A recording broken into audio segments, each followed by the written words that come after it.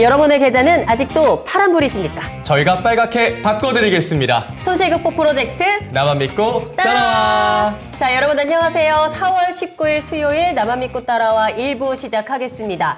자, 오늘 우리 시장은요. 코스피, 코스닥 양시장 모두 빨간불을 지켜줬습니다. 강보합권으로 거래를 마치면서 지수에는 큰 의미는 없기는 했는데요. 조금 아쉬운 점이 있다면 상승을 그래도 좀 지켜주는가 싶다가 턱을 그렇죠. 많이 줄였다는 게 좀 아쉽더라고요. 네, 맞습니다. 시장이 박스권 장세에서 안에서 움직이면서 좀 약해진 모습을 보였는데요. 큰 이벤트가 부재하면서 이 종목은 선별적으로 움직였습니다. 네. 자, 이럴 때일수록 대응이 조금 더 까다롭고 어렵게 느껴지실 수 있을 것 같은데요. 자, 지금부터 저희를 믿고 따라오시면서 여러분들의 종목은 어떻게 대응하면 좋을지 이야기 나눠보도록 하겠습니다. 네. 자, 그럼 오늘 함께 해주실 두 분의 전문가님 모시겠습니다. 김정수 전문가 그리고 김형일 전문가님 함께합니다. 어서 오십시오. 안녕하십니까? 네, 안녕하세요. 안녕하십니까. 반갑습니다. 자, 오늘도 두 분과 함께 조금은 지지부진하고 답답한 시장에서 조금 더 빨간 기운들 몰아드릴 수 있도록 힘차게 또 2시간 동안 종목에 대한 이야기 나눠볼 테니까요. 여러분들께서도 여러분들의 이야기를 보내주시기 바랍니다.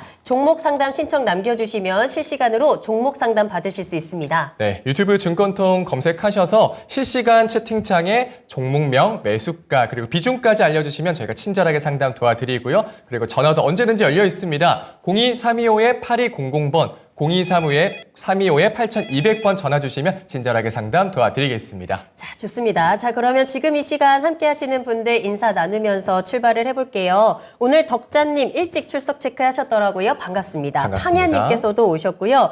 아, 덕자님께서 여기에 종목을 올리면 진단을 못 받아도 주가가 올라가는 것 같다라고 하셨는데 확실히 나만 믿고 따라와가 그리고 토마토 TV가 맞습니다. 기운이 좋습니다. 네. 자, 여러분들께서도 내일 내 종목 좀 올라갔으면 좋겠는데 싶으시다면 저희한테 종목 상담 신청 남겨주시면 좋을 것 같고요. 자, 그리고 살려님께서 오늘 방송이 시작하기도 전에 슈퍼챗을 보내주셨더라고요. 오늘도 많은 관심과 사랑 감사드리겠습니다. 감사합니다.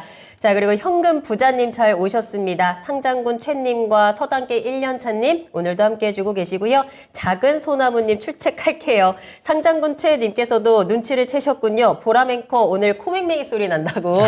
그래도 괜찮죠. 듣기 좋죠. 그래도 빨간 옷 입고 왔으니까 계속해서 좋은 정보들 같이 이야기 나눠보도록 하겠습니다.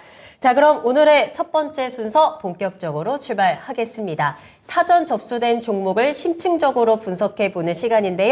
오늘 심층 분석할 종목은 어떤 걸까요? 네, 오늘 분석할 종목은 성일 하이텍입니다. 좋습니다. 자, 성일 하이텍 하면 폐배터리 관련주 가장 먼저 떠오르실 겁니다. 우리 시청자 7702님께서 성일 하이텍 궁금합니다라고 남겨주셨는데요. 일단 17만 7천 원에 매수를 하셨고 비중 20% 가지고 계시거든요. 오늘은 14만 9,100원의 거래를 마치면서 손실을 좀 보고 계신 구간이에요. 성일 하이텍이 상장한 지 얼마 되지 않은 종목입니다. 근데 상장하자마자 폐배터리에 대한 기대감을 좀 모아가면서 계속해서 급등을 하는 모습이 나타났었고요. 작년 한 해 동안은 조금 힘든 모습을 보여주기도 했는데 올해 들어서 다시 또 2차 전지 훈풍에 힘입어서 급등을 이어가고 있는 것 같아요. 뭐 리튬이라든지 여러 가지 수혜 모아가면서 특히나 3월에 굉장히 큰 장대 양봉을 보여줬었고요.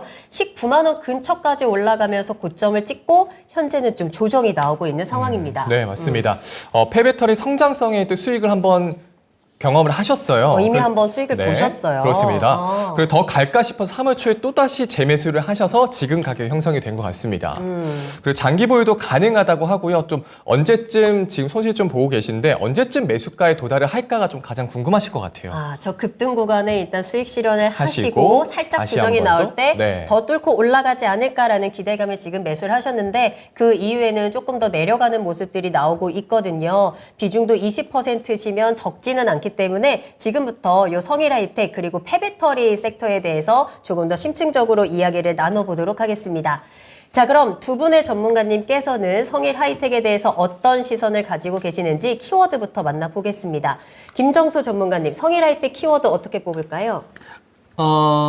삼성 SDI와 성장과 동행, 2차 전지 재활용 업체 이렇게 했습니다. 좋습니다. 삼성 SDI 성장과 동행이다라는 키워드 살펴볼 거고요. 김영일 전문가님의 키워드는 어떤 걸까요? 결국엔 기대감이 가장 중요하다. 이렇게 표현했습니다. 결국에는 기대감이 가장 중요하다. 자, 어떤 내용일지 오늘은 조금 더 들여다봐야 될 것 같습니다. 자, 먼저 김정수 전문가님, 삼성 SDI 성장과 동행한다. 그럼 결국에는 SDI와 성일하이텍이 좀 같이 가는 좀 운명 공동체 같은 상황인가요? 주요 주주 보면 되죠. 주요 주주 예, 주요 주주가 삼성 SDI잖아요. 성일하이텍에. 예, 그리고 삼성물산도 있고, 삼성벤처도 있고. 네네. 그러니까 삼성 쪽 돈이 들어갔으니까 네. 앞으로 삼성 SDI 관련된 성장과 같이 이쪽 관련된 기업도 매출이 늘어나는 비즈니스를 좀 가질 수 있겠구나. 이런 걸 우리가 한번 생각해 볼 수 있을 것 같고. 네. 그리고 폐배터리라는 게 결국은 전기차 가격을 낮추고 싶은 거거든요. 우리가 그 제네시스가 대중 모델이 되진 않잖아요. 대중 모델이 되려면 소나타 정도 돼야 되잖아요. 예. 그리고 우리나라 경제 성장이 조금 되면서 그랜저로 올라온 거고. 그러니까 보급형이 되려면 가격 자체가 낮아져야 되잖아요. 그러면 아무래도 폐배터리 관련된 이런 것들도 산업 자체가 커져야 가능한 거겠죠. 그렇죠. 그러니까 전기차의 성장이 혼자서 가는 게 아니라 폐배터리 관련된 주식들. 그러니까 뭐 성일 하이텍만 있는 게 아니라 뭐 세비캠도 있고 코스모 화학도 있고 그렇습니다. 그러니까 이런 섹터 군과 같이 성장이 가는 거니까 네. 제가 표현을 삼성 SDI 성장과 동행한다 이렇게 표현을 좀 했습니다. 네. 그렇다면 이 성일 하이텍이 앞으로 좀 성장하기 위해서 그래도 호재 소식들이 계속 들려오거든요. 뭐 투자를 더 늘린다던가 증설을 한다거나 이런 포인트들도 좀 같이 가져갈 수 있을까요? 배터리는 증설 없으면 말짱 도루묵이에요. 그렇긴 하죠. 우리가 배터리 관련된 주식들이 성장주하고 가치주 성격을 동시에 가지고 있어요. 네.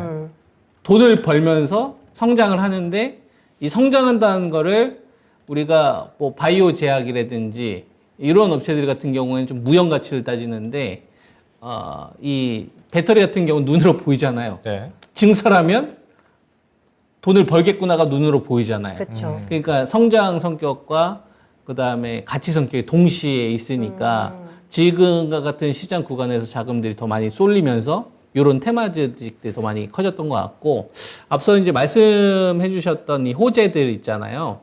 이런 호재들은 실제로 작년도부터 이미 나오고 있는 내용들이에요. 다만 지금 더 부각받죠. 왜 이렇게 올라가지?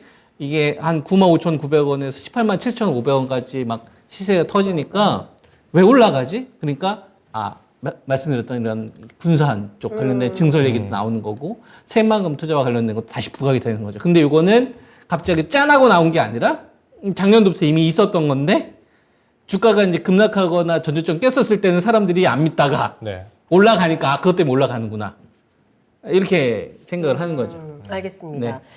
전기차라는 이제 미래 산업이 계속해서 좀 성장하고 자리를 잡기 위해서는 그 주변의 다른 섹터들과 산업들도 같이 좀 움직여줘야 하는데 거기서 또 폐배터리 관련 종목들이 중요한 역할을 해줄 것 같습니다. 그런 의미에서 삼성 SDI라든지 전기차, 2차 전지 배터리에 대한 모멘텀들 같이 짚어보면 좋을 것 같고요. 자, 김영희 전문가님의 키워드도 살펴보겠습니다. 결국 기대감이 가장 중요하다. 어떤 내용일까요? 뭐 일단 최근에 기대감이 형성됐던 때가 언제인가를 한번 생각을 해봐야 될 것 같아요. 네. 올해 이제 굉장히 좋은 상승이 나왔는데 좋은 상승이 나왔었던 이유가 결국에는 CRMA 기대감이었거든요. 네. 유럽에 다시 한번 이제 이 공급망을 좀 재구축한다 이러한 이야기가 나오게 되면서 그럼 유럽이 공급망을 재구축한다라고 했을 때 2차 전지 소재에 대한 부분들, 광물에 대한 부분들을 어디서 이제 끌어올 거냐 이게 중요한 거였는데. 유럽이 뭐 미국이나 혹은 뭐 그 외에 다른 나라들처럼 자원이 또 잘 나는 국가는 아니거든요, 사실. 그러다 보니까 폐배터리가 결국에는 유럽 쪽에서 유일한 이제 방안이다. 공급망을 재구축하는 데 있어서 결국에는 굉장히 중요한 방안이 될 수밖에 없다라고 이야기가 나왔었고 그러면서 이제 이 폐배터리 쪽에 대해서 지금 실질적으로 유럽은 계속해서 캐파를 늘려 나가고 있죠. 지금 뭐 이 각 국가들에서 계속해서 이제 뭐 공장을 증설을 한다라든지, 그 다음에 여러 가지 법안을 신설을 한다라든지, 이번에도 이제 이 CRMA 발표가 됐을 때, 이 소재에 대한 부분들, 이제 각 국끼리, 이 유럽의 EU 내에 이제 가입된 국가끼리 서로 이제 소재를 조금 더 원활하게 거래를 할 수 있는 이러한 법안도 새롭게 이제 마련이 됐었습니다. 그래서 결국에 이제 이 폐배터리 쪽에 대해서 기대감이 형성이 되는 게 가장 중요하다라고 생각을 해요. 어떤 이슈가 나오고 시장에서 주목을 해줘야 상승액이 나올 수 있다라고 생각을 하는데 그러면은 왜 아직까지는 기대감에 의해서 움직이냐라고 봤을 때 지금 여전히 페베터리 쪽은 사실 성일하이텍 같은 경우에 실적이 어느 정도 나와주고 있기는 하지만 전체적으로는 아직까지는 기대감이 조금 더 이제 우세하고 실질적인 실적에 대한 부분들 지금 당장에 눈에 보일 수 있는 부분들은 아직까지는 좀 미비하다라고 봐야 될 것 같아요. 역시나 전기차가 본격적으로 상용화된 지가 사실 5년 정도? 이 정도밖에 되지 않았고 네. 보통 이제 이 배터리의 수명이 8년에서 10년 정도로 이제 이야기가 되고 있거든요. 그래서 아직까지는 폐배터리의 물량이 본격적으로 풀려나고 있지는 않은 상황이죠. 다만 슬슬 이제 한 2024년 내년이나 이제 내후년부터 본격적으로 이제 뭐 테슬라 쪽에서도 물량 나올 거고 전기차 쪽에서 본격적으로 폐배터리에 대한 물량이 나올 거니까 이 부분에 대해서 이제 기대감이 조금씩 이제 눈앞에 다가온다라고 생각을 해주시면 될 것 같습니다. 그러면 결국에는 이제 앞으로의 성장성은 확실하다라고 저는 생각을 하고 있거든요. 성장성은 확실하다라고 생각을 하고 있는데 아직 뭐 당장에 눈에 보이는 게 없기 때문에 기대감이 형성이 되는 구간마다 이렇게 급등이 나온다라고 생각을 해주시면 될 것 같고 지금 당장은 이제 한 차례 전체적으로 순환이 다 나왔다라고 생각을 하고 있거든요. CRM에 대한 기대감으로 인해서 이제 기대감이 형성됐고 그래서 주가가 크게 급등이 나왔다가 지금은 이제 쉬어가는 구간에 돌입을 한 거죠. 그러면 2차 전지의 전체적인 흐름을 봤을 때 워낙에 기대감이 크잖아요. 기대감이 한번 제대로 형성이 되면 그냥 뭐 날아가는 수준을 넘어서 우주로 지금 가버리고 있기 때문에 네. 결국에는 이제 폐배터리 쪽도 한 차례 기대감이 크게 형성이 되는 구간이 오게 되면은 굉장히 또 큰 상승이 나올 수는 있다라고 생각이 됩니다. 다만 지금은 한 차례 순환이 나온 다음에 기대감이 어느 정도 잦아들면서 CRMA가 발표가 됐을 때 실질적인 폐배터리 쪽의 구체적인 내용들은 안 나왔어요. 그러다 보니까 앞으로 발전을 해 나갈 건데 조금 더 시간이 걸리겠구나. 이런 부분들에 대해서 이제 약간은 기대감이 조금 소멸한 부분이 있었고 성일하이텍이 실질적으로 유럽에 진출한 폐배터리 기업이 이렇게 많이 없습니다. 그래서 이제 글로벌적으로 유럽에 제가 이름은 기억이 안 났는데 딱 한 개 기업, 그 다음에 성일하이텍 이렇게 2개 정도만 있거든요. 그래서 결국에는 유럽 쪽에서도 글로벌적으로도 실질적으로 수혜가 가장 가능한 폐배터리 기업이다라고 생각을 해주시면 될 것 같고 기술력도 뭐 국내에선 가장 훌륭하다라고 평가를 받고 있기 때문에 성일하이텍은 결국에는 시간의 문제인 것 같고 기대감이 다시 형성되는 구간에 어떻게 또 잘 대응을 하느냐에 따라서 수익으로 잘 빠져나올 수 있는 종목이 아닌가 생각이 됩니다. 네. 뭐 결국에는 시간의 문제다 말씀 주셨고요. 폐배터리 물량이 아직 풀리지 않았지만 성장성은 확실하다라고 정리를 해보면 좋을 것 같습니다. 자, 또 한 가지 궁금한 게 김정수 전문가님, 이 성일하이텍이 아직 상장한 지 그렇게 오래되지 않았지 않습니까? 네. 네. 그러면 신규 상장주에 대한 리스크는 좀 없을까요? 어떻게 보세요? 유동성이 더 중요하죠. 유동성이요? 우리가 신규 상장을 보통 언제 할까요? 저희 회사 되게 힘들어요. 이 기회를 이용을 해서 저희는 돈을 마련할 생각이 별로 없어서 싸게 상장시키는 목적으로 거래를 할까요? 아니면 좋을 때 할까요? 좋을 좋을 때 때 하죠. 하지 그렇죠. 그러니까 신규 상장되는 주식들의 전제 조건은 네. 기본적으로 자기 회사가 충분한 값어치를 받을 수 있을 만한 상황일 때 상장시키는 경우가 많죠. 대부분. 그럼 보호예수 같은 건 걱정을 안 해도 될까요? 어떻게 보세요? 그거 같은 경우는 걱정해야 될 때가 있고 네. 걱정하지 않아야 될 때가 있는데 걱정해야 될 때는 언제 걱정을 해야 되냐면 첫 번째 회사에서 실적 전망치를 예상을 했는데 네. 시장 기대치하고 너무 차이가 나는 거예요. 그래서 회사 투자가들 입장에서 이거 속았다. 그러니까 뭐 매출 컨센해서 어느 정도 적정 오차면 상관없는데 한 뭐 반토막이 났다든지 예. 과거에 이러면 투자자로부터 완전 신뢰를 잃어버리죠. 과거의 서울반도체처럼 그런 경우를 제외하면 돈이 더 중요합니다. 돈이 머무르고 있느냐. 그러니까 앞서 이제 전문가님께서 설명 잘 해주셨는데 폐배터리 관련된 사업 자체가 쉽게 말해서 이제 니켈, 코발트 가격이 비싸니까 이걸 재활용하겠다 이거거든요. 네. 그러려면 공장이 완공이 돼야 될 거 아니에요. 이거 2025년도 이후에나 가능해요. 그러니까 지금 당장 그걸로 맞아요. 돈 버는 게 아니라 네네. 비전을 갖다 쓰는 거예요. 그러니까 지금 투자가들 입장에서는 지금 배터리 상황이 너무 좋은 상황을 만들어 버렸으니까 없으면 환장하겠는 거예요. 그러니까 지금 2025년도 익스펙트에서 난 갖다 쓸래라고 생각하는 자금들이 들어오는 거죠. 네. 그런 사람들한테는 보호에서 그게 신경이 안 쓰이죠. 시세가 그냥 나고 있는 게 중요한 거고 이 지지가 되고 있으면 난 그냥 계속 가져가겠다가 중요하기 때문에 투자 심리를 망가뜨릴 수 있을 만한 사건이 발생이 돼야만 보호예수 그런 게 이제 그 다음에 먹히는 거죠. 우선순위는 아니라는 이야기를 하는 거예요. 네. 그래서 지금 더 중요한 거는 이 배터리 시세를 주도했던 성일 하이텍 같은 이런 주식의 자금을 이끌었던 배터리 대장주. 제가 얘기 안 해도 난리 난 주식 다 알잖아요. 에코프로 그룹이라든지 포스코 그런 있잖아요. 네. 그거 지금 다 바라보고 있어요. 저 놓친 사람들 나머지 사고 싶어서. 그러니까 걔네들이 무너진가 여부가 더 중요한 거예요. 얘네들한테. 그러면 이제 돈이 빠질 테니까. 그래서 성일 하이텍은 보호예수와 관련된 거는 두 번째 문제로 미뤄서 판단을 해야 된다. 우선순위는 아니다. 이렇게 답변을 드릴 수 있어요. 좋습니다. 자, 그리고 지금 채팅창에서 웰군님이 비슷한 시기에 상장한 세비캠에 대한 설명도 부탁드립니다라는 댓글을 남겨주셨는데 사실 폐배터리 하면 성일하이텍과 함께 또 세비캠도 비슷한 흐름으로 가져가고 있거든요, 전문가님. 그럼 폐배터리 1등주다, 대장주다라고 한다면 성일하이텍을 일단 가져가는 게 맞을지 아니면 세비캠이 맞을까요? 일단은 성일 하이텍을 봐야겠죠. 뭐 역시나 예, 삼성이 지분 투자했다라는 부분은 절대 이제 무시를 할 수 없는 부분인 것 네. 같고, 그러니까 워낙에 이 폐배터리 쪽의 사업을 좀 오랫동안 해왔어요. 사실 아직까지도 실적이 당장 눈에 보이지 않을 수 있는 쪽인데 2008년부터 이제 폐배터리 사업을 진행을 한 기업이거든요.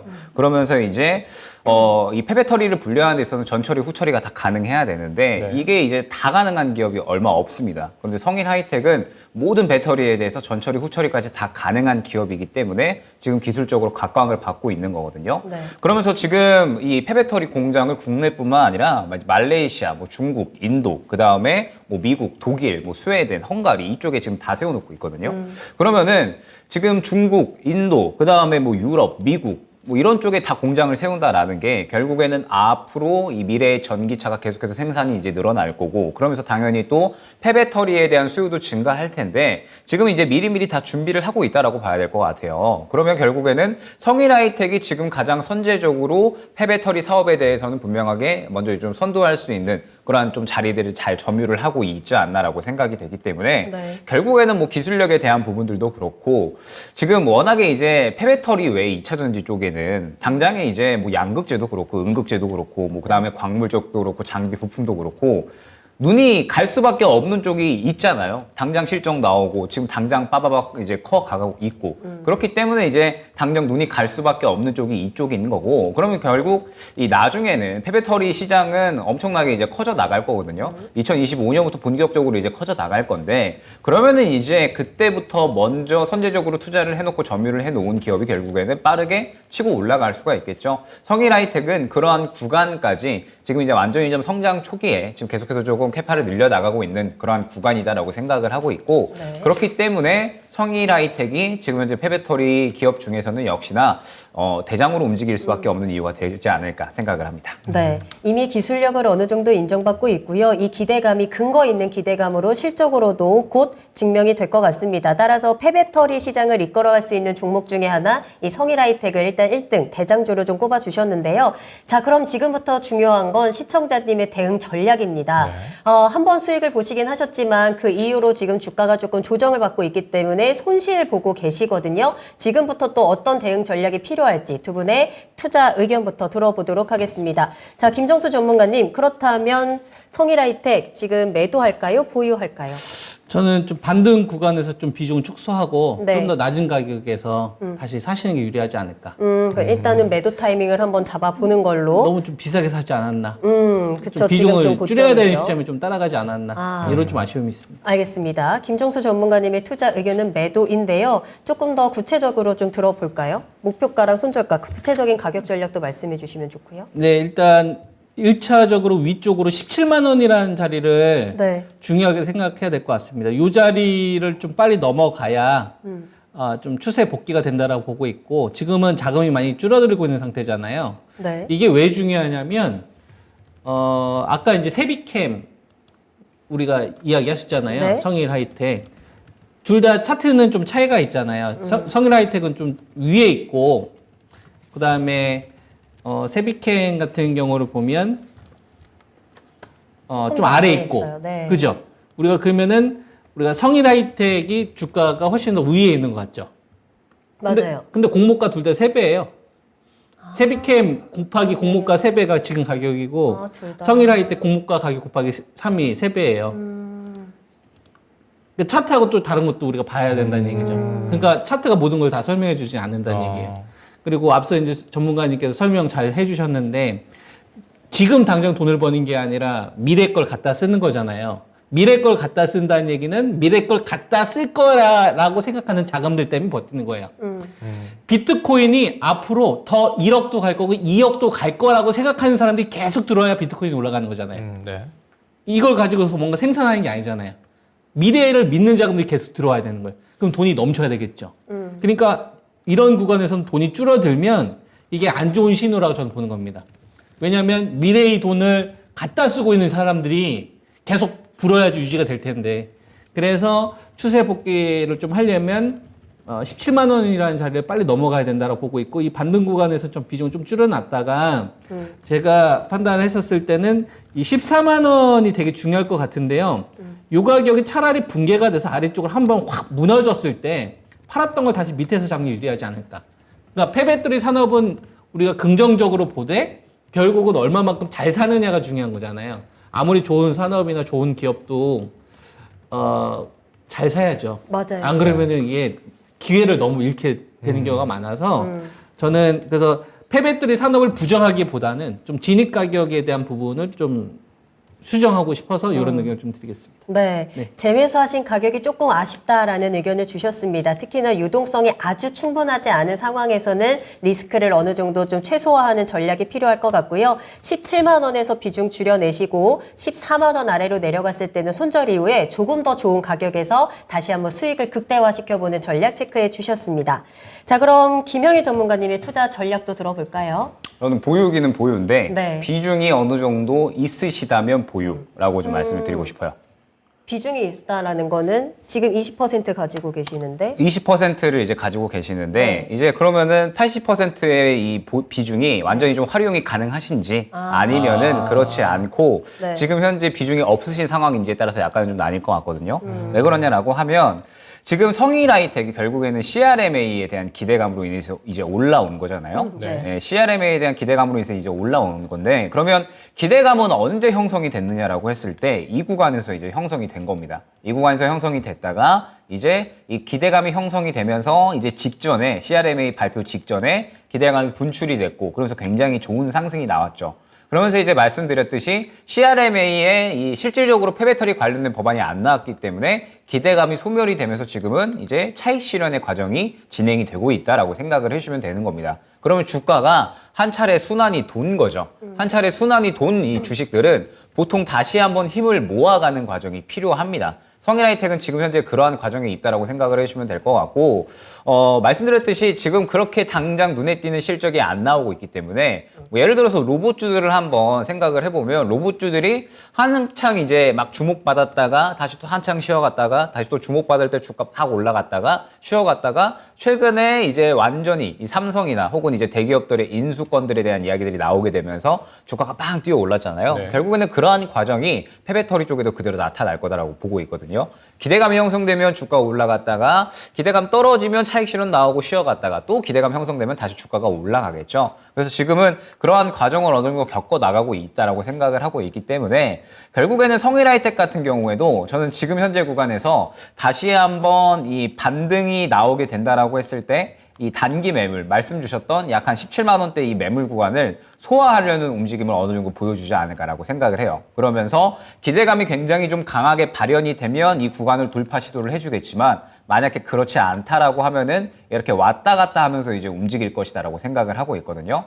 그러면 저는 이제 성일하이텍 같은 경우에는 언제 이제 매수를 해야 되느냐라고 했을 때 결국에는 기대감이 형성이 되는 구간이겠죠. 기대감이 형성이 된다라고 하면은 이렇게 수급이 갑자기 눈에 띄게 들어오는 구간이 됐을 때가 결국에는 또 다시 한번 기대감이 형성이 되는 구간일 겁니다. 때문에 저는 결론적으로 성일하이텍을 어떻게 대응을 하셨으면 좋겠냐라고 했을 때 만약에 다른 비중이 어느 정도 있으시다라고 하신다면은 다른 종목으로 충분히 이제 접근하시면서 수익을 챙겨 나가시다가 성일하이텍에 수급이 들어가는 구간이 생겨 나겠죠. 그러면 그때 접근을 하셔가지고 대응을 하시면 되는 겁니다. 그러면은 지금 현재 1차 이 매물 구간은 17만 원 정도가 될 거고 2차 매물 구간은 이전 고점이 18만 원 중반대가 될 거기 때문에 이 구간에 맞춰서 대응을 하시면 되거든요. 그런데 지금 만약에 비중이 없다라고 하시면 저도 이 17만 원 매물대에서 만약에 강하게 뚫어주지 못한다라고 하면 결국에는 이제 박스권을 그려 나갈 거거든요. 현재 구간에서 지지를 해준다라고 했을 때는 15만 원부터 17만 원까지. 만약에 현재 구간은 이탈을 하고 13만 원 초반대 121선 구간에서 지지를 한다라고 하면 이 정도 구간에서 박스권을 그릴 것이다라고 생각을 하고 있기 때문에 결국에는 비중이 어느 정도 있으시면 다른 종목 이제 어느 정도 돌릴 만한 현금이 있으시면 최대한 다른 종목으로 운용하시다가 기대감이 형성될 때 그때 이제 접근을 하시는 게 좋을 것 같고 만약에 그렇지 않다라고 하면 17만 원 정도 구간이 왔을 때 뚫어주면은 이제 어느 정도 수익 매도를 노리셔도 좋겠지만 만약에 그렇지 않으면 정리를 하시는 걸 추천을 드리는데 성일하이텍은 아직까지 일전에 들어왔었던 물량이 살아있는 것 같아요. 아직까지는 죽지는 않은 것 같거든요. 그러면 지금은 CRM에 대한 기대감이 높았는데 생각했던 것보다 그 기대감이 그렇게 크지 않았기 때문에 결국에는 살짝 일부러 좀 주가를 누르는 구간이다라고 생각을 합니다. 그래서 대응만 잘 하면은 결국에는 또 수익으로 빠져나올 수 있는 종목인데 아직까지는 쉬어가는 구간이니까 결국에는 시장에서 관심을 해주는 그 구간이 나올 때 대응을 하면 충분히 어느 정도 수익 매도에 대한 부분은 가능하실 것 같고 시청자님의 지금 현재 이 현금 가용 이 비중에 따라서 대응 방법이 나뉠 것 같습니다. 그럼 조금 더 구체적으로 손절가까지 좀 체크해 주시면 어때요? 저는 손절가는 굳이 뭐 일단 121선을 안내를 드릴 수는 있을 것 같은데 네. 굳이 뭐 손절가 정도는 생각을 하지 않으셔도 될 것 같고 물량이 살아있다라고 보고 있기 때문에 네. 이 13만 원부터 17만 원 정도까지의 박스권 구간을 염두를 하시면서 수급이 크게 들어오는 구간에 대응을 네. 노리시면 될 것 같습니다. 네. 자, 다른 현금 비중이 있다면 보유. 그래서 기대감이 나와서 오르면 1차는 17만 원, 2차는 18만 원 중반까지 보자 말씀 주셨고요. 현금 비중이 없다면 18만 원 돌파하면 수익 매도로 매도하는 걸 의견을 주셨습니다. 네. 자, 그럼 자. 성일하이텍에 대해서 두 분의 투자 의견을 다시 한번 정리해 보겠습니다.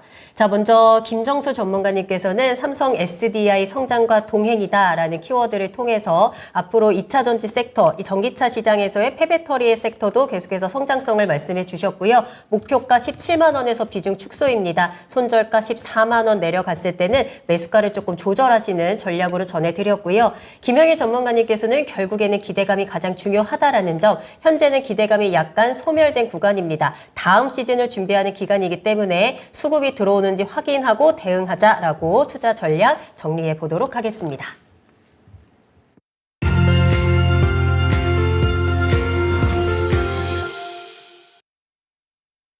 네, 이어서 스피드 종목 진단 해보겠습니다. 실시간으로 여러분들이 보내주시는 종목에 대해서 빠르고 정확한 진단, 그리고 더 많은 종목들 진단해드리는 시간이니까요. 지금 바로 저희에게 종목 진단 남겨주시면 되겠습니다. 네. 자, 사전 접수 종목 진단을 지금 많은 분들이 너무나도 집중하고 계신 것 같은데, 자, 지금부터는 여러분들 궁금하신 종목들 빠르게 남겨주시길 바라겠습니다. 유튜브에 토마토 진권통 검색하고 들어오시고요. 종목명, 매수가, 비중 남겨주시고, 매수하고 싶으신 종목들도 자유롭게 남겨주시길 바랍니다. 자, 그리고 전화 상담 02-325-8200번, 325-8200번 활짝 열려 있고요. 전화 주시면 또 그중에서 하나를 채택을 해서 2부 첫 번째 종목으로 특별 진단을 받을 수 있으니까요. 전화 상담 많은 이용 부탁드리겠습니다. 자, 그럼 빠르게 진행해 보도록 하겠습니다. 첫 번째 종목입니다. 유튜브에서 현금 부자님께서 문의 주셨습니다. 덕산 네오룩스 10%고요. 매수가는 46,200원이십니다. 네, 지금 덕산네오룩스 계속해서 좀 하락세를 보이고 있는 상황인데요. OLED 기업이고요. 핵심 구성 요소로 유기 재료를 생산하는 기업인데요. 그래도 조금 이렇게 하락세를 보이고 있으니까 조금 마음이 좀 아프실 것 같아요. 김정수 전문가님, 어떻게 대응해 보면 좋을까요? 일단 1차 목표치는 한번 왔다가 네. 지금 약간 매물 수와 조금 더 기간 조정 좀 들어갈 수 있다고 좀 보고 있는데요. 결국은 조정 본 다음에 다시 가지 않을까. 이런 좀 판단을 하고 있습니다. 그럼 뭐 가격 전략을 좀 세워주신다면요? 가격 전략도 중요한데 네. 그 전에 이제 회사가 어떤 회사인지는 알아야 그쵸. 되니까 네. 그 부분 말씀을 먼저 드려야 될 것 알겠습니다. 같습니다. 네. 우리가 덕산 네오룩스 하면 SDC라는 기업을 반드시 알아야 돼요. SDC. 네. 혹시 아세요? SDC? 삼성 모바일 디스플레이. 아. 그죠? 삼성전자의 이제 관계사잖아요. 네. 그래서 SDC가 되게 아끼는 OLED 관련된 소재 업체들이 있어요. 우리 투자할 건데 너 제일 먼저 챙겨줄게. 그게 이 기업이에요. 우리가 OLED 라인 증설할 건데 너 제일 먼저 줄게 물량. 이번에 돈 많이 벌자, 같이 벌자. 우리가 친하게 지내면은 항상 제일 먼저 챙겨주는 기업이 있잖아요. 네. 그러니까 SDC가 항상 제일 많이 챙겨주는 기업이 이 기업이에요. 언제? SDC가 빵빵할 때, 돈이 넉넉할 때.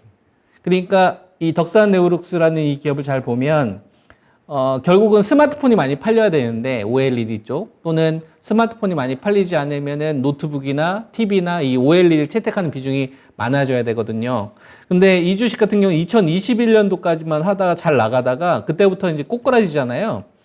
이때까지는 적극적으로 증설을 했었던 거죠. SDC가 돈이 빵빵하니까. 네. 근데 저 때부터 스마트폰 시장이 포화가 됐죠. 15억대 이상 이제 안 팔리잖아요.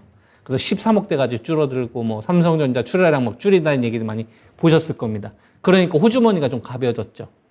그래서 그것 때문에 예정됐던 증설을 밀어버렸어요. 그게 언제 있었냐면 2022년도 1월 26일 요때입니다. 요때로 과거로 쫙 돌아가 보면 나는 너희만 믿고서 있었는데 미안, 쏘리, 증설 안 해, 빵 해서 빠져버린 거예요.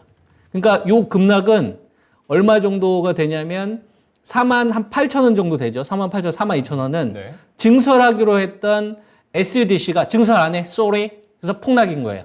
근데 지금 SDC가 어떻게 됐죠? 다시 증설을 하죠. 왜냐하면 재팬 OLED 관련된 업체 파산되고 애플이 SOS 쳤잖아요. 삼성한테. 다시 좀 친하게 지내자. 물량 좀 다시 줘. 증설해야겠는 걸? 이런 식으로. 그래서 최근 들어서 애플이 뭐 OLED도 그 태블릿 쪽으로 확대한다는 얘기 들릴 거고, 그 다음에 삼성도 늘린다는 얘기 들어갈 겁니다. 그러니까 이 자리가 회복되는 게 맞겠죠. 네. 요것 때문에 빠졌으니까. 그래서 1차 목표치는 도달됐다라는 얘기를 제가 한 겁니다. 그 문제가 해소가 됐으니까. 빠졌던 원인은 해소가 된 거죠. 그래서 42,000원을 기준으로 봤었을 때 요거는 이제 꼬리로 봐야 되지 않나. 48,000원은 1차 목표치 도달이 된 거고 1년 넘게 있었으니까 얼마나 애걸복걸 했겠어요. 그러니까 저 가격에서 한번 줄이고 네. 다시 한 42,000원 금방 오면 다시 매수하고 그래서 42,000원 밑으로 떨어지면 매수 관점이고 48,000원에서는 좀 매물소가 있지 않을까 이렇게 의견 드리겠습니다. 네. 자, 1차 목표치는 도달했다고 말씀 주셨습니다. 42,000원에서 42,000원 밑에서 매수하시고요. 48,000원에서 네, 매도 의견 주셨습니다. 네. 자, 계속해서 다음 상담 이어가겠습니다. 이번에는 유튜브에서 한송이님께서 센트럴모텍 궁금합니다. 라고 남겨주셨거든요. 매수가 27,000원이고요. 비중 15% 가지고 계세요. 어제 움직였는데 건강검진 받느라고 대응을 못했어요. 라고 하시면서 아쉬운 마음과 함께 보내주셨거든요. 이렇게 말씀하신 거 보니까 이 종목을 매수한 지는 꽤 된 것 같습니다. 한 1년 넘게 가지고 계셨고 계속 매수가 큰 척까지 왔다 떨어지고 큰 척까지 왔다 떨어지고 근데 어제 드디어 매수가 딱 찍었는데 건강검진 때문에 대응을 못 하셨습니다. 자, 이제 건강검진으로 몸 건강은 챙겼으니까 계좌 건강도 챙겨봐야 될 것 같은데 센트럴모텍 조금 더 빨리 또 수익으로 빠져나올 수 있는 기회가 한 번 더 올까요? 일단 가장 대표적인 테슬라 관련주죠. 그쵸. 네, 테슬라의 이제 컨트롤암이라고 자동차 부품을 납품 중인 기업입니다. 그러면서 최근에 이제 제가 저번 주에 히든카드 할 때 퓨런티어라는 종목 안내드리면서 테슬라가 중국의 이제 상하이에 메가팩 공장 짓는다. 요거 이제 이슈 말씀드렸었잖아요. 그러면서 테슬라가 결국에는 이제 공장 더 짓는다. 그러면은 센트럴모텍에도 충분히 수혜가 가겠지? 약간 이러한 기대감이 형성이 된 것 같아요. 그러면서 이 센트럴모텍이 이제 자동차 부품은 이제 워낙 좀 오랫동안 만들었습니다. 거의 이제 한 70년 된 굉장히 이제 오래된 기업인데 센트럴모텍이 지금 이제 보일 조인트라고 해가지고 자동차 부품이 있는데 이게 이제 전 세계 자동차의 한 10% 정도 점유율을 이제 보유를 하고 있는 기업이고요. 특히나 이제 중요한 부분은 전기차 부분인 것 같아요. 세계 전기차의 약 한 25% 정도가 센트럴모텍의 경량화 부품을 사용을 하고 있다라고 생각을 해주시면 될 것 같습니다. 그러면 앞으로 이 센트럴모텍에 사실 작년에는 좀 힘들었거든요. 계속 이제 적자 나오다가 이제 흑자 전환하고 막 이런 식으로 왔다 갔다 했는데 앞으로는 그래도 좀 분명하게 기대가 되는 기업이 아닌가라고 생각을 합니다. 그런데 문제는 무엇이냐라고 했을 때 센트럴모텍이 항상 이제 못 뚫는 구간이 25,000원 정도 구간이 돼요. 25,000원권을 계속해서 못 뚫고 이제 윗꼬리를 그려버리거든요. 결국에는 이제 차트를 좀 길게 늘려서 보게 되면 이 구간에 이제 상장 초기에 물량이 대거 몰려 있기 때문에 이 센트럴 모텍은 이 정도의 수급은 들어와 줘야 그래야 이제 이 정도 구간 추가적인 상승을 노릴 수가 있다라는 뜻이 되거든요. 때문에 25,500원 구간 매물대가 너무 두텁다라고 생각을 해주시면 돼요. 그래서 최근에 전기차 쪽에 대한 워낙에 이제 기대감, 테슬라 쪽에 대한 기대감 이런 것들이 형성이 되면서 저가에서 굉장히 또 좋은 수급이 들어오기는 했지만 결국에는 어제 25,500원 구간을 또 결국 뚫어주지 못하고 문제가 무엇이냐? 차익 실현이 나와버렸습니다. 차익 실현이 나와버렸다라는 뜻은 항상 말씀드리지만 성일 하이텍과 비슷해요. 한 차례 기대감이 형성됐다가 주가가 분출 나오고 지금은 차익 실현 나오면서 잠시 숨쉬기 구간에 들어갔다라고 이제 생각을 해주시면 될 것 같거든요. 그러면 주가가 바로 뛰어오르기보다는 다시 또 이제 이 정도 구간에서 횡보를 했다가 기대감이 형성될 때 뭐 테슬라에 대한 부분이라든지 센트럴 모텍의 앞으로의 성장성 이런 것들에 대한 기대감이 형성이 될 때 또 이제 추가적으로 올라올 수가 있겠죠. 그럼 상승이 나온다라고 했을 때 결국에는 또 25,500원 구간이 문제가 될 겁니다. 25,500원 구간을 결국 뚫어 주어야 추가적인 상승이 가능하다라는 점을 염두를 해주시면 좋을 것 같고 그렇기 때문에 25,500원 구간을 만약에 뚫어주면 조금 더 이 수익적인 부분도 노리셔도 될 것 같지만 만약에 그렇지 않고 다시 한번 이제 이 구간에서 힘을 모았다가 올라왔는데 25,500원 못 뚫어준다. 그러면 그때에도 또 결국에는 매물대 부딪혀서 바로 차익 실현 나온다라는 뜻이 되거든요. 그러면 매수가가 조금 이제 높으시니까 매수가 근처에서 한 차례 정리를 하셨다가 못 가면 매수가 근처에서 한 차례 정리를 하셨다가 저가 왔을 때 오히려 또 재매수를 하면 나쁘지 않은 종목이다라고 생각이 되기 때문에 25,500원 매물대 구간 뚫어주는지 그렇지 않은지에 따라서 대응을 다르게 진행해 주시면 될 것 같습니다. 네, 테슬라 관련주입니다. 그런데 지금 현재 차트상에서 25,500원의 벽이 너무나도 두껍게 형성이 되어 있습니다. 이 벽을 뛰어넘기 위해서는 더욱더 강한 힘과 수급이 필요할 것 같은데요. 이 힘이 좀 모아지는지 확인을 하시고 매수가 근처에서는 꼭 매도 타이밍 잡아보시고요. 재매수하는 전략으로 도움 드렸으니까요. 참고하시길 바랍니다. 네, 자 이어서 다음 상담 이어가 보겠습니다. 유튜브에서 YPS님께서 문의 주셨습니다. LNF고요. 와, 네. 매수가는 33만 8천 원. 비중은 10%입니다. 시외에서 3% 하락했는데 대응을 어떻게 하면 좋을까요? 라고 말씀 주셨어요. 2차 전지 관련해서 계속해서 상승했던 LNF인데 오늘 종가로 33만 7천 원이었습니다. 시외에서 또 하락을 했다고 말씀을 해주셨어요. 좀 단기로 보신 게 아닐까라는 생각이 드는데 LNF 올라서 수익을 낼 수 있을까요? 어떻게 보세요? 33만 8천 원이 문제죠. 그러니까 지금 너무 가격이, 고점에서. 네. 그러니까 우리가 17만 원에 사서 대응하는 거하고 지금 33만 7천 원, 33만 8천 원이라고 하셨잖아요. 여기서 사서 대응하는 것 자체가 전략이 다를 수 있죠. 업황은 내가 똑같이 좋게 보더라도 네. 그죠? 그러니까 지금 같은 구간에서는 중장기 투자 전략을 세울 수가 없죠. 바로 전고점을 돌파할 걸 노리고 들어간 거잖아요. 지금 네. 전고점이 33만 9,500원이니까 지금 시장에서 배터리가 주도주라는 건 누구나 다 알고 있고 유동성이 몰려 있으니 여기서 이제 내가 시세를 빨리 먹고 싶어서 들어가는 거란 말이에요. 그러면은 타이트하게 리스크를 잡을 수밖에 없습니다. 그래서 제가 제시해 드릴 수 있는 거는 로스컷 기준으로는 짧게 잡으셔야 된다. 31만 원. 요 자리가 만약에 장대음봉으로 깨져버리면 25만 원까지 확 열린다라고 생각을 하시고 전략을 세우셔야 될 것 같고요. 저 같으면 이런 전략을 세울 것 같아요. 네. 그냥 25만 원 올 때까지 그냥 기다리는 거고 안 오면 안 하는 거죠. 다른 거 하거나. 이런 방법이 하나 있고 그 다음에 나는 좀 발빠르게 대응하고 싶다. 그럼 손절가 31만 원 잡고서 전고점 돌파 노리고 들어가는 거죠. 근데 만약에 들어가게 된다면 LNF만 대응하면 안 되고 묶어서 봐야 됩니다. 포스코 퓨처엠, 에코프로 BM, 코스모의 신소재. 그러니까 배터리 양극재 집단 있잖아요. 네. 이 유동성을 다 끌고 왔었던 주식들. 이들 주식들의 시세를 같이 봐야 돼요. 왜냐하면은 에코프로 BM 이 시세 터지는 거 보고 요거 못 산 사람이 포스코 퓨처엠, 포스코 계열을 산 거고 그 이걸 또 못 산 사람이 LNF 산 거고 이 자금 자체가 일단 사고 보자의 자금들이 양극재 쪽으로 쓸려버렸었기 때문에 LNF를 저한테 물어보셨지만 이건 집단으로 묶어서 봐야 된다 대응을. 그래서 제가 제시해 드릴 수 있는 게 31만 원 로스컷 기준으로 대응 제시를 해드리고요. 이게 유지가 되면은 상방 계속 열려 있는 거고 네. 붕괴되면 25만 원대까지 열어놓자. 그리고 같이 간신주목 추가하자. 어떤 거를? 같은 양극재 집단. 그렇죠. 양극재 집단 까먹으면 안 돼요. 왜냐하면 그거 없으면 방송 못 해요. 지금 주식 전략도 못 세우고. 그래서 에코프로 그룹하고 코스모 신소재하고 그다음에 이제 LNF 이거 묶어서 같이 보셔야 됩니다. 포스코 퓨체엠하고 뭔가 한번 무너지는 흐름 나오면은 좀 대응하시는 분들의 입장에서는 좀 발빠른 결정을 해야 되지 않을까. 이렇게 저는 말씀드리겠습니다. 네, 알겠습니다. 자, 손절가 31만 원 잡고 짧게 대응하자 말씀 주셨습니다. 함께 양극재 집단에 있는 뭐 에코프로비엠 등 다른 종목들까지 같이 보면서 대응을 하자 말씀 주셨으니까요.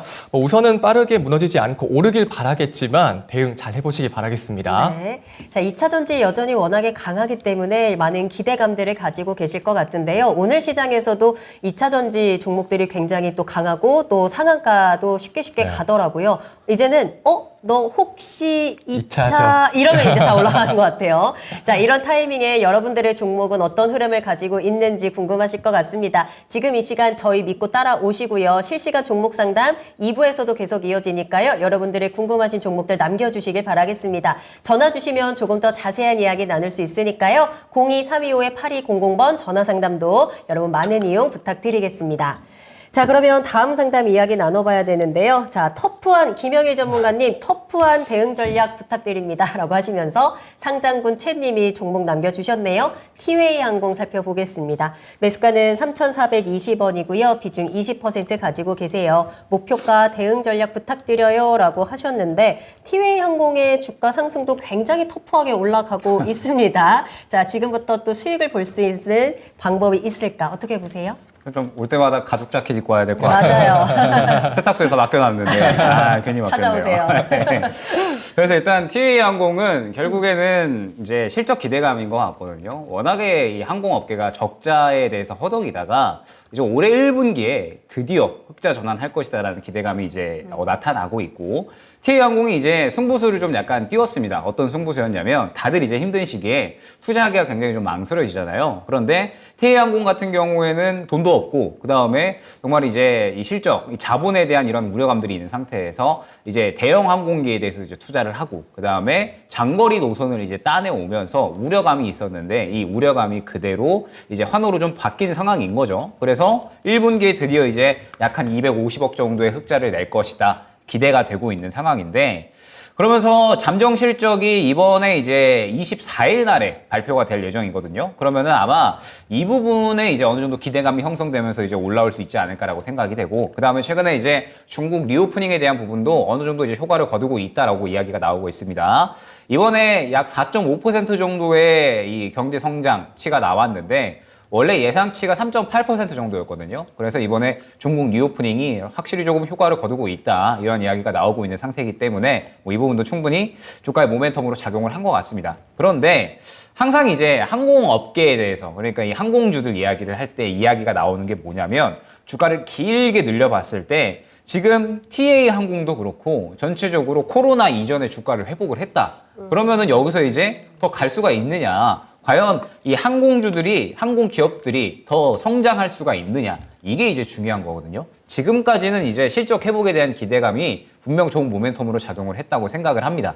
아무래도 워낙에 안 좋았고 좋아질 거니까 기대감이 잘 반영이 됐고 저는 근데 그런 부분이 1분기에 피크를 찍을 것이다 라고 보고 있거든요. 그러면은 2분기부터는 이제 성장성을 좀 보여주어야 되는데 과연 코로나 이전의 그 성장성을 여기서 추가적으로 지금 이 힘든 이 시기, 경기 침체 시기에 보여줄 수 있을까에 대한 부분은 살짝 이 어느 정도 의문부호를 가져갈 필요가 있지 않나라고 생각이 됩니다. 그래서 결국에는 이제 대응을 좀 어떻게 해주시는 게 좋을 것 같냐?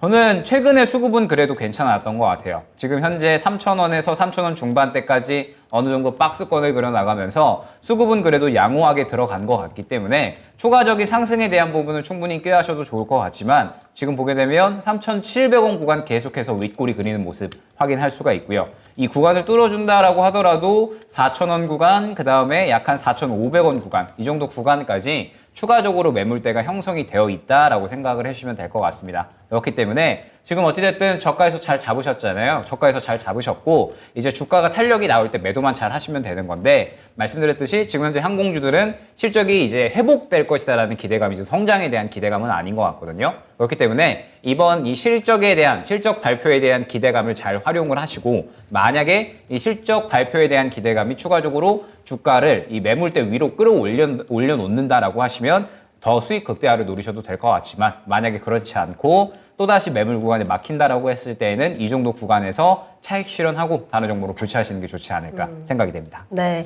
이 중국 리오프닝에 대한 수혜를 톡톡히 받고 있습니다. 티웨이 항공도 여러 가지 투자를 늘려가면서 분발하고 있는데요. 여러 가지 악재가 해소가 되고 기대감으로 인한 주가 회복은 이제 어느 정도 올라왔고 여기서 이제 플러스 알파가 필요할 것 같거든요. 일단 3,700원 박스권 상단이고요. 이 부분 뚫어주는지 확인과 함께 수익을 계속해서 극대화하는 전략 체크하시길 바라겠습니다. 자, 이어서 다음 상담 가겠습니다. 유튜브에서 천사조교님께서 안녕하세요. 해성 TPC입니다. 7,810원에 비중은 10% 보유 중입니다. 진단 부탁드려요 라고 말씀 주셨습니다. 로봇 관련주로 해서 올해 초부터 계속해서 올라왔다가 최근 들어 또 하락세를 나타내고 있거든요. 오늘 종가가 지금 시청자님 가격대여서 좀 더 가지고 갈지 아니면 빠지는 손절할까 조금 고민이 되시는 것 같아요. 자, 전문가님 수익 내고 나올 수 있을까요? 어떻게 보세요? 묶어서 봐야죠, 이것도. 이것도 함께 그 앞에서 말씀 전략 주셨던 것처럼 다른 로봇주로. 당근이죠, 당근. 네. 당근이죠. 그러니까 우리가 펀더멘털로 올라가는 주식이 있어요. 네. 실제로 산업의 성장, 그다음에 이익의 어떤 증가와 같이 이런 기업들은 유동성이 좀 빠져도 기업이 성장하면서 올라가기 때문에 계속 추세가 이어지는데 살아나는데 근데 단순히 이제 돈의 힘으로 유동성의 힘으로 올라가는 주식들은 나중에 그 꿈이 사라졌을 때는 처참하죠. 멀리 생각할 필요 없습니다. 러시아 전쟁 때 곡물 테마 그리고 가상화폐 관련돼서 뭐 P2E 관련된 테마도 있었고 네. 코인 테마들도 엄청 그 결과 다 알잖아요. 그죠? 그러니까 그리고 또 코로나 때 무슨 그 치료제 개발한다고 했던 업체들 지금 뭐 10분의 1 토막, 15분의 1 토막 나서 상패 얘기 막 나오는 기업들도 있고. 네. 그러니까 우리가 기대감을 볼 때 이 기대감이 유지가 되는 그걸 뭘로 보느냐? 양으로 보는데 양이라는 거는 해성 TPC 하나만 가지고 얘기하는 게 아니에요. 양이라는 건 집단을 형성했었을 때 힘이 세지는 거잖아요. 네. 선동하잖아요, 보통. 정치인들이. 근데 선동하는 힘이 커지는 거는 그걸 지지하는 집단이 있기 때문에 선동의 힘이 커지는 거 아닙니까? 주식의 입장에서도 생각을 해보죠. 로봇 가자! 있잖아요. 그러면은 로봇 테마의 양이 커져야 되는 거예요. 그래야 이 주식이 실적이 좀 부진해도 갈 수가 있는 거고. 근데 같은 무리들, 예. 해성 TPC 관련된 이 업체 말고 셀바스 같은 경우도 보면은 이제 개파락 폭락 나온 게 한번 나오죠. 4월 10일 날. 그죠? 네. 그러니까 뭔가 좀 이상이 지금 하나 둘씩 지금 생기고 있는 거예요. 기술 반등 나오면 상관없는데 네. 갑자기 한 20% 이상 급락 나오는 주식들이 슬슬 나오고 있잖아요. 그러면 의심의 눈초리로 좀 봐야 된다 이겁니다. 그리고 이 주식이 시세가 언제 터졌는지를 가보면 언제가 제일 화끈했냐면 요때가 아마 뉴스가 많이 나왔을 거예요. 안 봐도 비디오입니다. 3월 17일 날 아마 뉴스 많이 나왔을 거예요. 로봇 관련된 테마로 급등이 나오면서. 네. 자, 그러면 요걸 가지고서 이 자금을 끌어온 거예요. 셀바스를 놓친 사람은 이걸 샀단 말이야. 레인보우 놓친 사람은 이걸 샀단 말이야. 네. 근데 이 자리가 무너졌죠. 그럼 이 자리 따라간 사람들은 어떻게 된 거예요? 물리게 돼버린 거예요. 그러면 해성 TPC 같은 경우에는 지금 전망이 중요한 게 아니라 네. 뒤늦게 뉴스 보고 따라가는 사람들 빨리 수익으로 전환시키는 게 더 중요하겠죠. 이 사람들은 지금 로봇 관련된 이 테마가 다시 살아나기를 바라고 있을 테니까. 그래서 그 자리가 한 9,000원 정도 되는 겁니다. 그래서 이 주식은 9,000원을 빨리 넘어가야 되는 거예요. 9,000원을 빨리 넘어가지 않으면 이 로봇 관련된 테마가 출발되었던 자리 6,700원대까지는 다시 이제 열린다라고 생각을 할 수가 있는 거죠.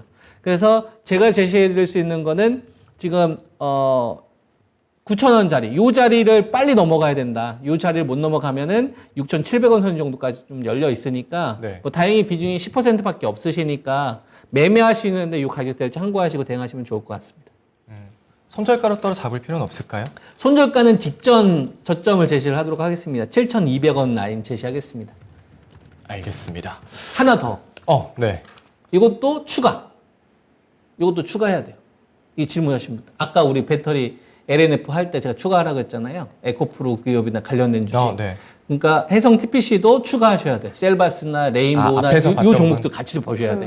얘네들이 급반등 나오면서 다시 돌리는지 무너뜨리면 조금 빨리 빠져나올 생각을 해야 돼. 얘가 대장이 아니기 때문에. 네. 알겠습니다. 집단으로 움직이는 주식입니다. 네.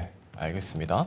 자, 다른 로봇주까지 함께 묶어서 봐야 한다 말씀을 주셨습니다. 9,000원 넘어가야 하고요. 아니면 다시 내려올 가능성이 있다고 말씀 주시면서 손절가는 7,200원으로 잡아주셨습니다. 네. 자, 다음 상담 바로 전화 연결하겠습니다. 시청자님 안녕하세요. 네, 여보세요? 네, 안녕하세요. 반갑습니다. 네, 안녕하세요. 네, 네. 어떤 종목 궁금하세요? 저기 CJ 제일제당요. 네, 매수가랑 34만 원에 30%요. 34만 원에 30%. 아, 이 종목 왜 자꾸 이렇게 내려갈까요? 왜 오늘 안 올라가네? 그러니까요. 안 올라가네. 그럼 어떤 게 가장 궁금하세요? 저기 저기 가격이 올라갈지 말지요. 그러게요. 이 비중 30%한 번에 실으셨어요? 아니면 물타기를 한 번 하신 가격이에요? 물타기 그냥 한 번 정도. 한 번에 했거든요. 30% 네. 34만 원에 들어가셨구나. 알겠습니다. 자, 과연 언제쯤 주가가 올라갈 수 있을지 전망 체크할게요. 김영희 전문가님과 이야기 나눠보세요. 네. 네. 일단 시장님 그 종목 교체에 대한 부분도 충분히 생각을 혹시 하고 계신가요? 교체요? 네네. 가격이 안 오면 교체해야지요. 그러면 저는 네. 웬만하면 교체를 하시는 게 좋지 않을까라고 생각을 해요. 왜냐하면 네. 지금 CJ제일제당이 작년에 실적이 안 좋았어요. 실적이 네. 안 좋은 이유는 CJ제일제당이 이제 식품 팔잖아요. 식품을 네. 파는데 결국에는 경기가 좋고 이제 이 식품에 대한 수요가 높아져야지 CJ제일제당이 실적이 좋아질 수가 있는 건데 경기 침체 계속 지속되고 그 다음에 실적이 좀 안 좋다 보니까 지금 이제 네. 주가가 계속해서 부진했다라고 생각을 해주시면 돼요. 그러다가 올해 이제 1분기 지나가면서 그래도 실적이 어느 정도 정상화 될 수 있을 것이다라는 기대감이 형성이 되고 있기는 한데 중요한 게 최근에 그 네. 시청자님 전기차나 혹은 2차 전지 뭐 반도체 이런 거 네, 맞아요. 최근에 정말 사고 싶으셨잖아요. 네. 네, 그게 이제 가는 이유가 결국에는 앞으로 성장성에 대한 기대감인 거거든요. 그러면 CJ제일제당 같은 경우에는 식품 파는 데잖아요. 그러면 과연 이제 시장에서 얼마나 성장성에 대한 기대감이 형성이 될 수 있을 것인가? 사실 저는 조금은 이 부분은 어렵다라고 생각을 하고 있고 그러면 실적이 중요한 건데 실적도 결국에는 반등에 대한 부분인 거지 이게 또 성장을 할 것이다라고 보기에는 저는 조금은 힘들다라고 보고 있어요. 그러면은 아마 이제 주가가 지금 보게 되면 33만 원 구간을 계속해서 못 뚫고 있잖아요. 지금 네. 앞에 매물이 너무 두터워가지고 이 33만 원 구간을 뚫어내기가 힘든 거예요. 뚫어내려면은 좋은 이슈가 나와줘야 되는데 지금 좋은 이슈는 CJ제일당 기대할 거는 실적밖에 없죠. 그런데 실적에 대한 부분도 결국에는 2분기에 회복되는 게 눈에 보여야 그때 주가가 반응이 나올 거다라는 거예요. 그래서 지금은 결국 현재 구간에서 저는 어느 정도 시간을 또 길게 기다려야 되지 않을까라고 생각을 하고 있어서 기회비용이 너무 아깝거든요. 지금 사실 2차 전지 종목들도 아직까지는 살 기업들이 또 많이 있고 접근할 만한 종목들이 많이 있기 때문에 굳이 CJ제일제당이 단기적으로 움직일 것 같지도 않고 그 다음에 주가가 또 가파르게 급상승할 것 같지도 않다라고 하면 저는 이 종목은 굳이 길게 끌고 갈 필요는 없을 것 같거든요. 때문에 시장님께서 이제 어느 정도 가능하시다면 이 종목을 교체를 하고 시장에 이 좀 사고 싶고 그 다음에 확실하게 좀 대세로 움직이는 뭐 2차 전지 쪽이라든지 그 다음에 어느 정도 이제 개별적인 이슈를 보유한 좋은 종목으로 좀 교체를 하시는 게 좋지 않을까라고 생각이 되고 조금 더 두고 보신다라고 한다면 아마 30만 원 구간으로부터 이제 약 33만 원 정도 구간까지 아마 계속해서 왔다 갔다 할 거거든요. 그러면은 이제 난 좀 더 기다려보고 싶다라고 하시면 반등이 좀 더 나온다라고 했을 때 딱 한 33만 원 정도까지는 나올 거다라고 보고 있어요. 그러면은 그 정도 구간 나왔을 때 정리하는 방법 이렇게 두 가지 안내 드리도록 하겠습니다. 네. 자, 시청자님, 종목 교체해서 우리 수익 계속해서 좀 키워 나가는 게 좋을 것 같네요. 그러게요. 아이고. 네. 저희 또 수익 잘 볼 수 있는 종목들 계속 또 추천도 함께 해드리고 있으니까 함께 하시면서 또 다른 종목들 잘 찾아보도록 하겠습니다. 오늘 전화 주셔서 감사합니다. 응원할게요. 네, 감사합니다. 네, 감사합니다. 네. 자, 이렇게 오늘 나만 믿고 따라와 1부 종목 진단은 여기서 마무리하고요. 2부에서 계속해서 종목 진단 만나보도록 하겠습니다. 자, 2부 첫 번째 종목 진단, 특별 진단은 오늘 어떤 종목 만나볼까요? 대보 마그네틱입니다. 네. 자, 이 종목이 오늘 어떤 이슈가 좀 터지면서 장 막판에 갑자기 좀 하락을 했거든요. 이 이슈를 어떻게 해석하고 또 전략을 세워야 되는지 두 분의 전문가님께 모두 진단을 받아보도록 하겠습니다. 여러분 채널 고정하시고요. 2부도 함께 해주세요. 자, 그럼 계속해서 나만 믿고 따라와.